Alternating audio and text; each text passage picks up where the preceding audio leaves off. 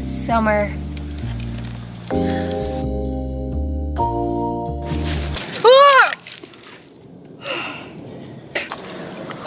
Well, guess I should change. Oh, hi there. Come on in. We can get cozy by the fireplace. Would you also like a pumpkin spice latte and a novelty Halloween mug? Right this way. To be completely honest, I'm pretty sad summer's ending. Everyone thinks because I make costumes and work in haunted houses, I must get super jazzed about spooky season. But I'm still in the mindset of this being like crunch time, busy time of year, which is honestly still stressful. And the fact that Halloween season starts earlier and earlier just means I'm stressed for longer and longer. And I'm already making costumes all the time, so the fact that there's this added expectation to make them this one particular time of year is not necessarily my favorite. But the weather is transitioning as we move into fall, which got me thinking, how do we transition our wardrobe? Whether it's from day to night or season to season, being able to get multiple uses out of limited items is a large part of curating a sustainable wardrobe. Being able to transition these pieces and having that versatility will set your wardrobe apart. It will separate your looks from all the rest.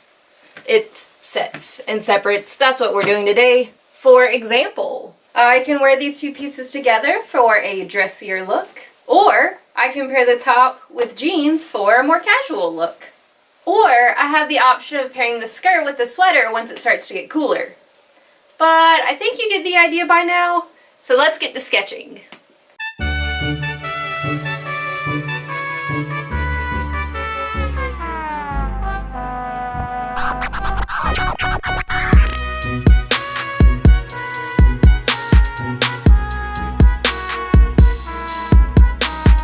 So let's go over here to my fabric rack.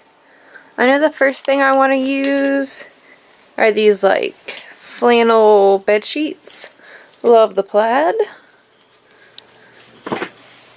I'm also thinking, I'm debating between using these like thinner green sheets with a little bit of a checkered texture, or this green that's got the leaves. I'm thinking this might be cool because I can make something wearable that also I could dress up to be more of like a Renaissance fair or fairy costume. Something really just like fun and fantasy. And lastly, I think I'm gonna grab this black and white checkered because I've been wanting to make a pair of pants out of this for a while now.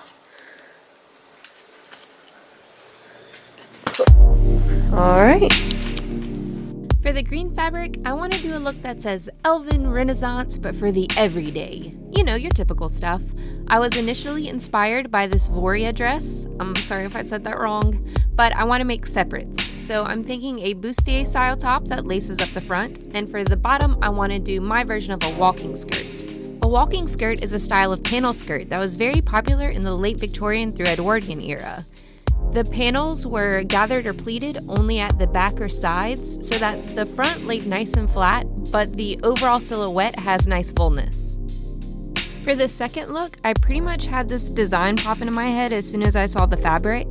I just really love off-the-shoulder tops and suspender skirts, so this one's pretty fully self-indulgent. I want to keep it real simple though and very casual. I shouldn't have to do too much design and embellishment wise to get it to fit the fall theme. The colors are already very rich and autumnal, and I want that to be the focal point of this look. For the third set, since the fabric is almost like a wool tweed, I want to take inspiration from 1940s slacks. This means the style is high-waisted, wide leg, and front pleats. I want to contrast the slacks with a more feminine and fitted top with a low square neckline. I want to do big wide sleeves since we have big wide legs to add balance to the overall silhouette. 3 different sets and 6 separate pieces is a lot to get done, but I really think it'll be worth it. So today I'm just gonna jump way in and try to get as much done as I can sort of assembly line this whole process. I do have some patterns I'm going to use. The skirts I'll probably just wing, but for the pants, I'm gonna try to extend this shorts pattern and use this for the pants. I did also find a corset pattern that I had that's pretty much the exact shape I want. The only problem is it's a size 14, which is too large. So I'm going to do some experimenting with downsizing this pattern and seeing if I can use it. I'll probably start off cutting it out to the size of the pattern, and instead of sewing it all together, just pinning it all together and fitting it on my body so I can sort of figure out how much too big it is and then go from there. It's actually a little known fact. Her original name is Elizabeth Sews Champion. Funny story. This corset pattern is actually one of the very first costumes I made on my own after college. At Spooky Woods we had a golden witch statue, so I made a faux leather corset out of this that I painted gold, and the whole outfit was gold. It was one of those things where, you know, she's standing there perfectly still, everything's gold, you think she's a statue, but then she moves ever so slightly and it's spooky and unexpected. So this is definitely giving me flashbacks right now to like Victoria 7-8 years ago when she never finished any of her seams properly. So this is what I've got going on so far. It definitely was way too large, as you can tell by the side. This side I do have pinned to fit. Mainly, there's just too much here at the side. I need to take a little bit in here to get it to fit better. Ooh, along the chest. And the other main issue is that this back panel is just too wide. So make the back panel thinner. Just trim a little bit off of this curve and mainly just take a good chunk out of these side panels, and I think I'll be in a good place.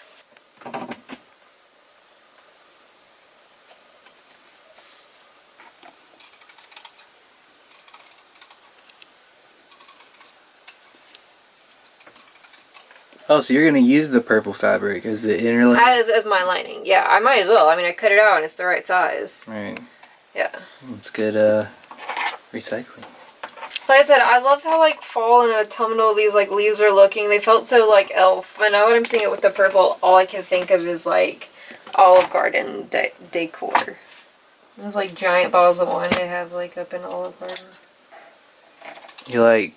We're like Fashion Barney. Oh my god, do not say that. That's even worse than dressing like Olive Garden. They're much more natural like, colors. No good connotations with like green and purple together. Except for a long time when I was younger, that was like my favorite color combo. Also Beetlejuice. Beetlejuice, Barney, Olive Garden. They're a great color combo though. When I think of Olive Garden, I guess their logo is green and purple. Yeah, specifically the leaves with the purple is giving me so many like, I keep thinking of like desert grape. Well, you look like a grape. Oh, fine, then I'll be desert grape. You gotta put a twist on it. It's like fairy librarian colors, you know, like they're natural. And I'm definitely going for fairy librarian vibes. Now you gotta sew that up. Give us a little like, what's the next step? The next step is for everyone to enjoy. Serve her less aggressively. The next step, to let you all know. Now you can't use this. It's like to look at my pretty LED lighting I put up the other day. I'm gonna very aggressively sew this together. Once the outer layer and lining layer were all assembled, I pressed the seams flat before sewing the two together. For a more in-depth look at this construction process, you can watch it in this video here. The last thing to do was to punch some holes and add some eyelets. I originally wanted to avoid using boning because I wanted this look to be more casual, everyday wear, but I did end up adding boning down along the eyelets so that the lacing didn't pull weird, and while I was at it, I did add some boning just along the bust seam as well.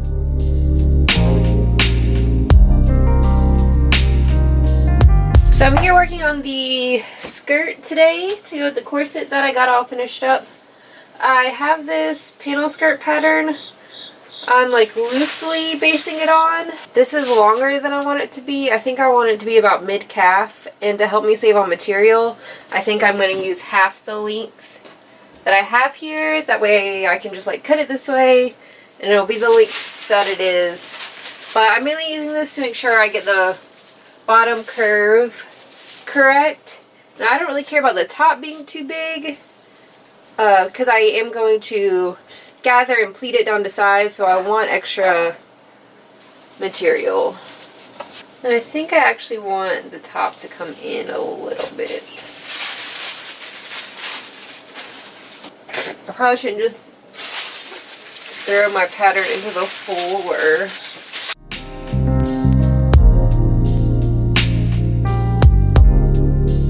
Alright, and then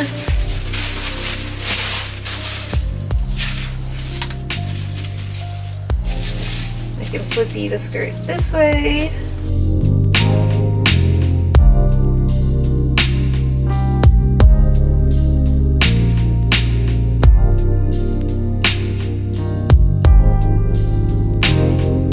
I want a 6-panel skirt, so one more of these bad boys.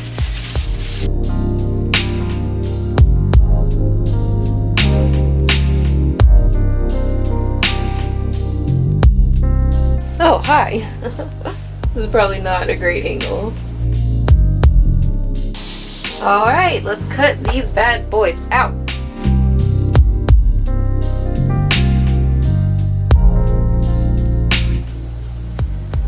I guess I could have had them touch, so I only had to like cut this one time.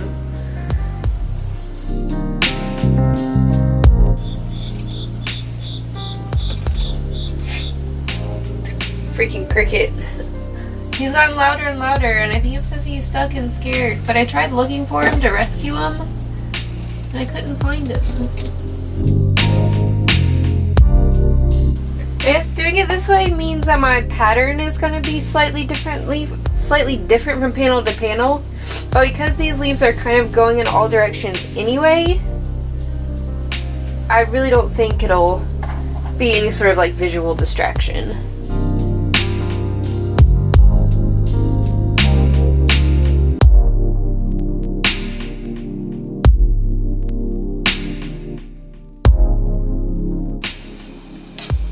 Alright, let's sew all these together.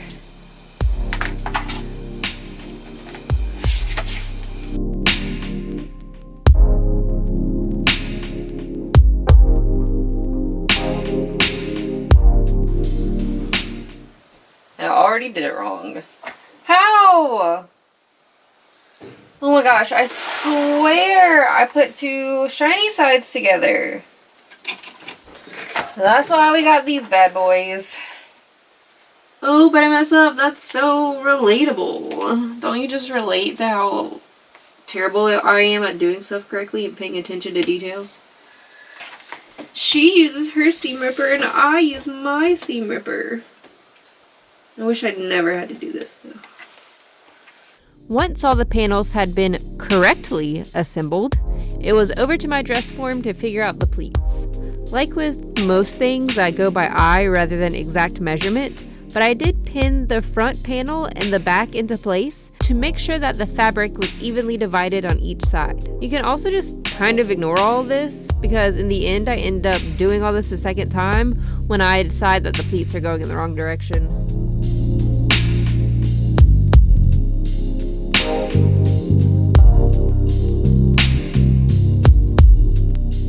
But now that I had that all figured out, it was over to my sewing machine, and I sewed down each fold about 4 inches to permanently hold all the pleats in place.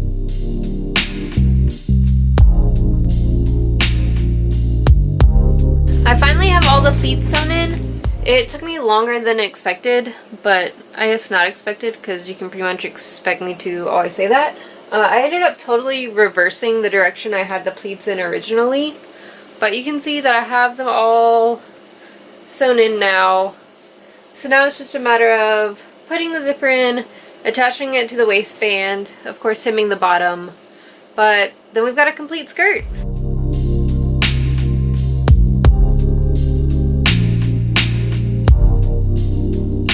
Here we are. It's day 3 already, which is not that impressive that it took me 2 whole days to finish this ensemble.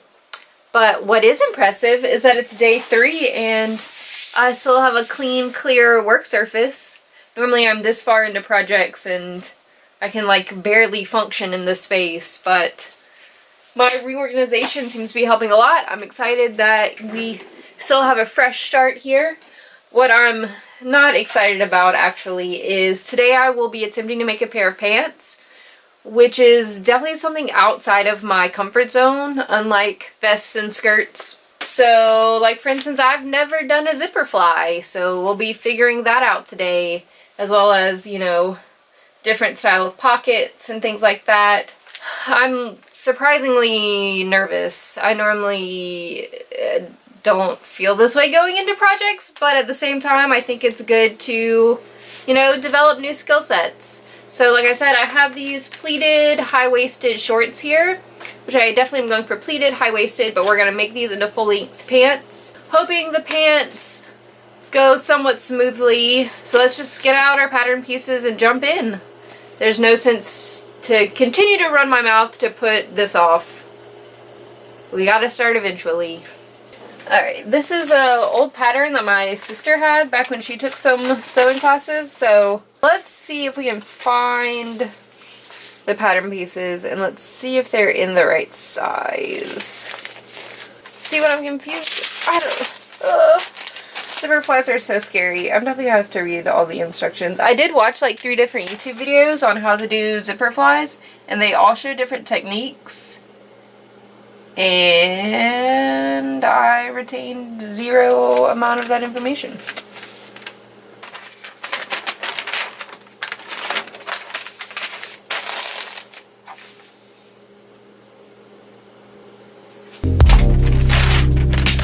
Look, the thing is, it's gonna be just as confusing for me to explain the process for making these pants as it was for me to make them. So this is gonna be more about the process of having a process. Luckily, the first thing the instructions wanted me to do was the pockets and the zipper fly, which were the 2 parts I felt most unsure about. But often I think it's good to get the hurdles out of the way first. But if you're running into issues, move on and do something else. That's why it's good to be working on multiple parts or multiple projects at once, because it's so key for the mentals to feel like you're making progress. Once you're stuck, you're just kind of stuck. You've got to keep that forward momentum. It's better to put something away and come back than it is to force something that isn't working. The other thing I think is key, which is something that's been the hardest for me over the years, is to just start. There's no need to have all this anxiety when it comes to something new, because a lot of the steps in sewing can be redone. And this is also why I'm a big fan of doing mock-ups, because it takes a lot of the pressure off of those early stages. But whatever it takes, you just gotta start, because the instructions are always going to be confusing until you put them in the context of what you're actively doing. Mistakes, while mistakes, also give you a frame of reference, so you can start to understand how to do things correctly. I got the zipper fly on these pants wrong the first time, but if I hadn't have done that, then I never would have learned how to get it right the second time. I think watching tutorial videos and reading the instructions all the way through before starting is important to give you that big picture of what's going on, but after that, just try to take it one step at a time. Let each moment lead you into the next, instead of getting overwhelmed with what's supposed to be happening 10 steps from now. Sorry I didn't film more of this process, but honestly every bit of it was like so anxiety inducing. So the fit is okay. It needs to be taken in a little. I'm pretty unhappy with how the original pleats look. It just looks like baggy and clown panty as opposed to like a tailored wide-legged pant. So on this side I changed it to just be one big pleat down the center front of the pant, and that I think looks much better. Just a little more modern and flattering and tailored. So I think I'm going to do that to each side and then put in the waistband. And once I iron everything, get it a little shorter, get a cuff on it, I think we'll be looking much more polished and wearable.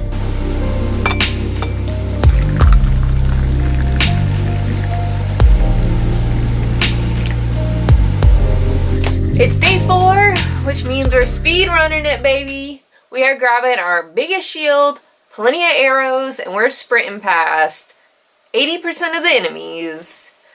I technically am like halfway through as far as items. I have 6 items total for the 3 sets, and I have 3 of them done, but I purposefully did the ones that were going to take the longest amount of time first. So even though I'm only halfway through item-wise, I feel like I'm actually much further along time-wise.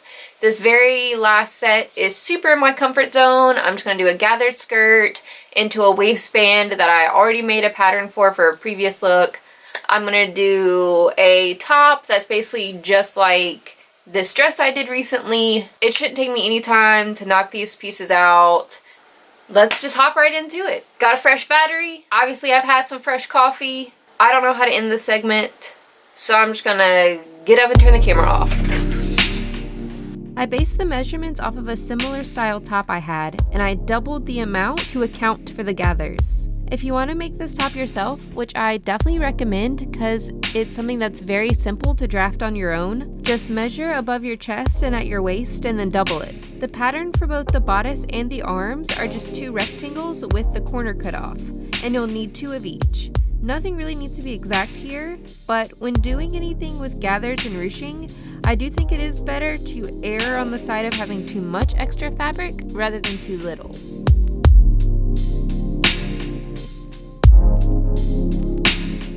Next, I measured out a facing to go along the top and bottom of the shirt to create a channel for the elastic. Since the flannel was plenty soft and warm and wouldn't need a lining, I used my serger to attach and finish the seams. Once the facing was stitched down, it was just simply a matter of threading the elastic through the shirt using a safety pin and spacing out the gathers until everything looked nice and even.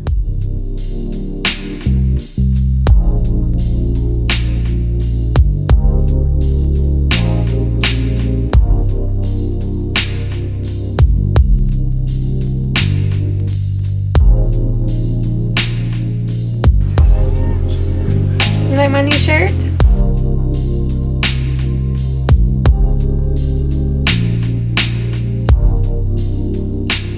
The skirt is also just some rectangles. I cut the fabric in half to create 2 big rectangles. One of them will stay that size and be the main part of the skirt. The other one will get cut in half lengthwise and attached end to end, so it's now twice the length of the main part of the skirt. It'll get gathered together to create the ruffle to go at the bottom. This wasn't in my original design, but there was so much of this fabric, I figured I might as well add extra flounce and volume. The waistband pattern is the same as these weird shorts things I made in another video. I cut the waistband out on the fold so it was double layered, so there was a front and a back to the waistband. Speaking of things that weren't in the original sketch, I decided I hadn't done any really embellishments or details in the other looks, so I might as well do them here. I wanted the look to be simple originally, but I went in and added this ribbon detail to the center front of the waistband.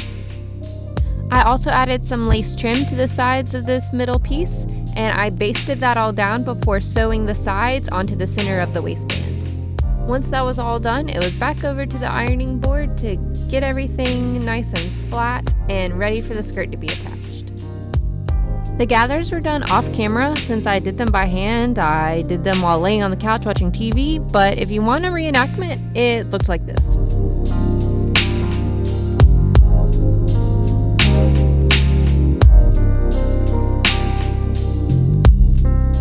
If you do want more detail though on how to do these hand gathers, I do feature them in my Yuletide costume video. But once I had the thinner rectangles all spaced out appropriately on the one big rectangle, I gathered the waist, and that's pretty much the skirt.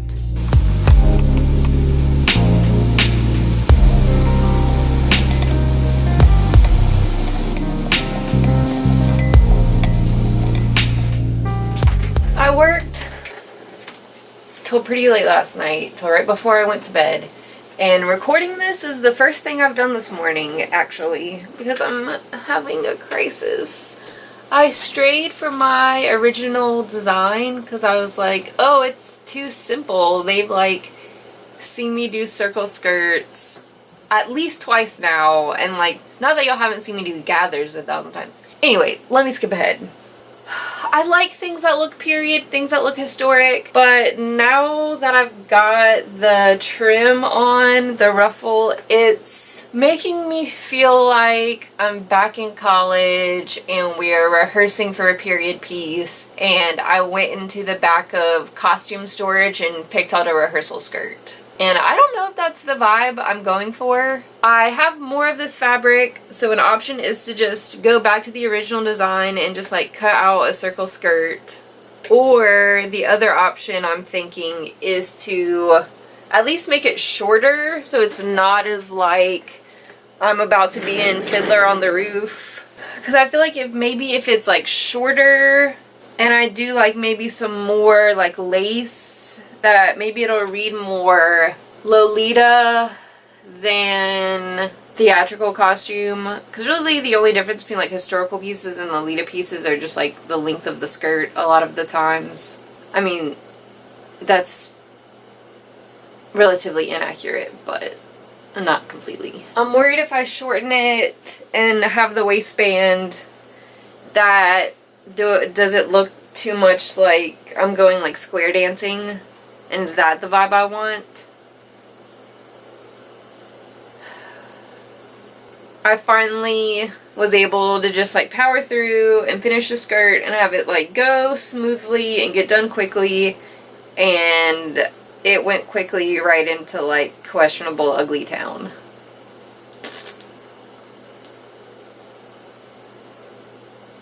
Okay, I guess, I don't know. Y'all can't give me an opinion back right now. I'm just gonna have to come up with my own decisions. Even though my previous decisions have been questionable, which is why I'm in this position right now. So I laid out the skirt with the waistband and straps and the floor here, with it being shorter.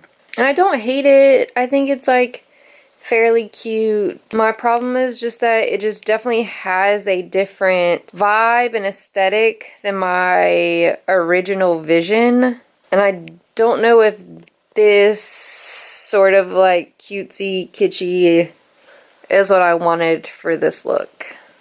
So I did find, let's see if we can focus, this image that I saved on my Pinterest.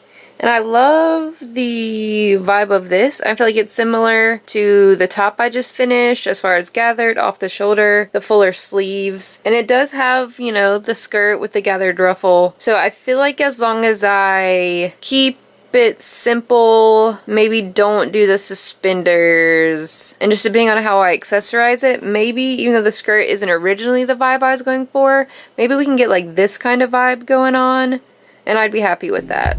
I also didn't record the process of putting the waistband on, but that's because I finished this literal minutes before we left to go out of town. But I basically sandwiched it between the two halves of the waistband, and then I hand stitched everything together, going through all the layers. That way I had more control over the spacing of the gathers.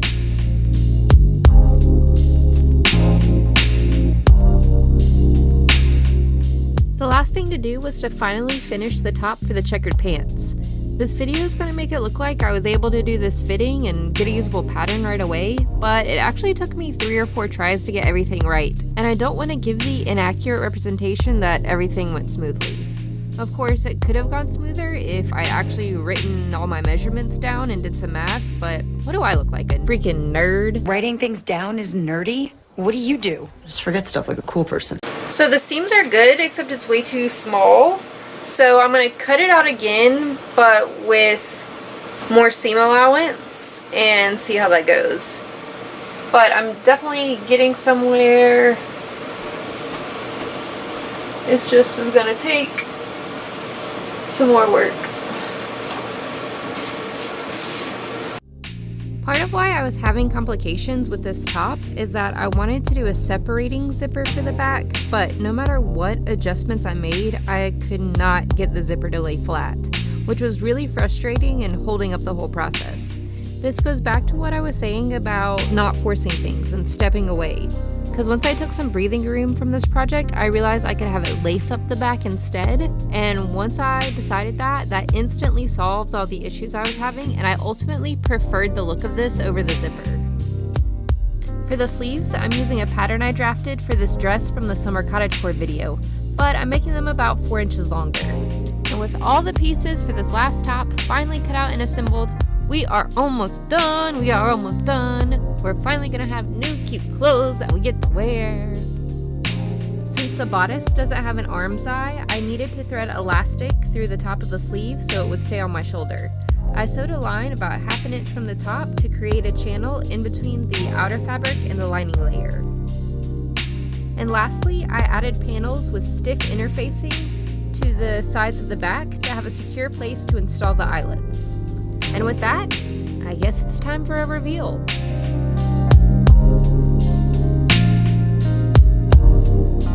This video is all about doing a lot with a little, so in addition to the sets, I'm just going to add in a few basics. A light colored blouse, a dark colored blouse, and a neutral colored cardigan. A dark colored skirt, a light colored skirt, and lastly a pair of jeans. Let's see how many looks we can make.